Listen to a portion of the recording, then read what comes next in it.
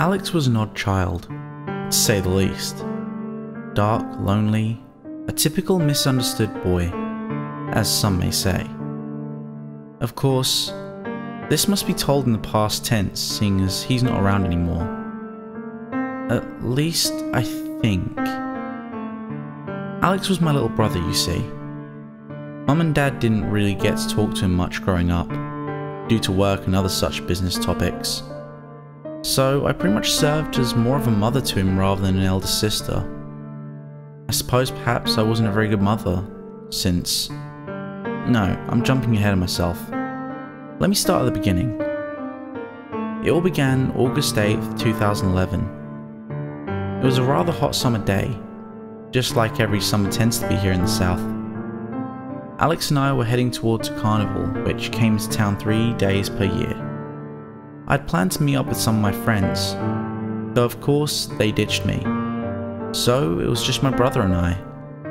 As you can imagine, Alex was in this odd state of emotionless pout, making sure it was obvious just how much he hated being out and about, especially in this kind of heat. It was his own fault though, dressing in so many dark colours like that. Anyway, as the carnival began to come into sight, for whatever reason this time, it seemed a little off. No one was there other than a few workers standing boredly by the different rides and concession stands. I told my brother that since no one else was around, that he wouldn't need to worry about being kidnapped or some bullshit like that.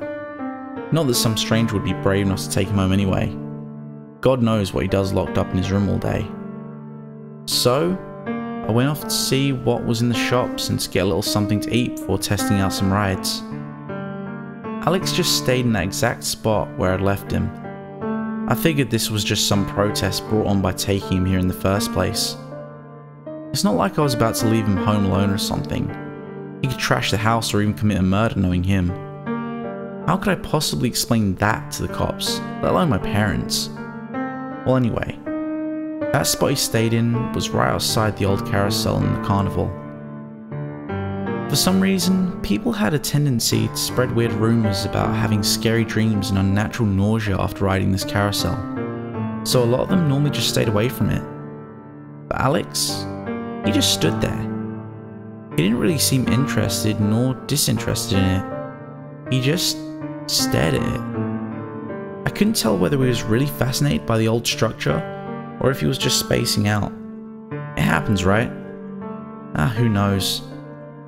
I remember then, he turned towards the one who controlled the ride and mumbled something to him. I presumed that he ordered for the gate to be unlocked. I guess the worker didn't put up any protest or anything, because he did so right away and let my brother in. Alex circled around to the very back side of the carousel, to the point that I couldn't see him from the shop window anymore, and the ride started up. But when the ride came to the point I imagined he'd found to play on, he just wasn't there. He just disappeared. I had no idea where he could have gone, but I didn't like this idea. I reluctantly left the cool air conditioning in the shop to go and watch closer. You know how in some older carousels you can see the actual organ which plays the music, and that can normally open up a door to the inside of it? Well then, I noticed that this door was open. I looked over to the worker to request that he stop the ride so I could make sure he was safe. But I was shocked to see he was missing too, as though he'd left the ride unoccupied. Even so, I realised it was moving faster than a normal carousel should, and the speed continued to gradually increase, as did the music. I could hear the creaking of the old wood, the way the ride sounded as though it could collapse any moment, and by then, I knew that no one could possibly survive this ride without having their neck snapped by the momentum. There was an odd atmosphere swarming in then. It seemed as dark storm clouds were rolling in out of nowhere, that the winds were picking up to an almost stereotypical horror movie scene, and the carousel kept turning. I could vaguely hear little screams from the inside, Alex's voice mixed with a chorus of others. I covered my ears in shock and terror, but then as the carousel and music and wind all slowed down at once, that screaming ceased. I slowly looked up to see the carousel, halted from its brief reign of terror, now completely still, as though nothing had happened, the sun shining just as it had only moments before, and the man who controlled the ride had returned as well, simply standing there at his post. "Well, kid," he gruffed at me, "are you getting on or not?" I then noticed that there was a line of other children behind me. I had no idea when they had gotten there, or how I didn't notice sooner, but I suppose that didn't really matter anymore. I simply nodded to the man and boarded the ride, just like the routine always is, and it ran through just as a normal carousel should. But I noticed the kid in front of me. He had messy black hair and wore a black and white striped shirt just as Alex did. Though his arms were too different, much thinner, more anorexic looking. I knew it couldn't be him because of that.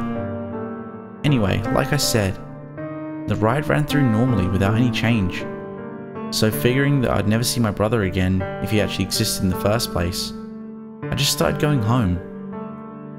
Who knows, maybe I'd imagined the whole thing. Maybe I got heat stroke and passed out and dreamed up believing that it was real. Yes, that's right. I'd gone out with my friends just like I'd planned and passed out. But when I returned home, the house was completely empty. I tried to shake off the memory just like any normal kid would do. I mean, what could I do about anything? I was scared, yeah, but it was done. The next day, a newspaper was thrown up against my door, and without having someone to keep checking up on every 5 minutes, I figured, why not? So that was when I read the newspaper for the first time in my life. There was an article about how the carnival was closed down that day. There was a body found on the inside of the carousel, the body of a young boy who could not be identified due to being horribly skewered by the machinery. But it was said to be obvious that his arms were the first to go. The skin had apparently been torn away, leaving nothing but the blood and muscle and bone. It was Alex. I had seen Alex post-mortem. Those skinny anorexic looking arms. It was all him. It was all real. I didn't just imagine it. But what about those other screams that I heard along with him?